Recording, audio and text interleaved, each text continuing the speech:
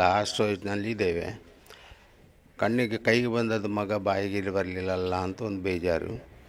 ಆದರೆ ಇದು ವಿಧಿ ಆಟದ ಮುಂದೆ ನಮ್ಮದು ಏನೂ ನಡೆಯೋದಿಲ್ಲಲ್ಲ, ಹಾಗೆ ಬದುಕಲಿಕ್ಕೆ ಅಂತೇಳಿ ಪ್ರಯತ್ನ ಮಾಡ್ತಾ ಇದ್ದೇವೆ.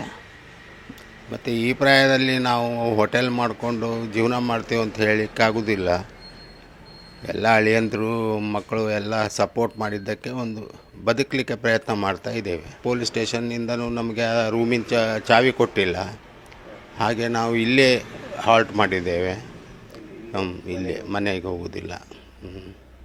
ಅದು ಏನು ಕೇಸ್ ಇದಾಗಬೇಕಾ ಏನಾಗಬೇಕಾ ಅದಾದ ನಂತರನೇ ಏನು ಅಂಥೇಳಿ ಒಂದು ಇದು ಮಾಡ್ಬೋದು. ಎಲ್ಲ ಚೆನ್ನಾಗಿತ್ತು. ಕೈಗೆ ಬಂದಿದ್ದ ಬಾಯಿಗೆ ಬರ್ತಾನೆ, ನಮ್ಮನ್ನು ನೋಡ್ಕೊಳ್ತಾನೆ, ಎಲ್ಲ ಒಂದು ಆಸೆ ಇತ್ತು.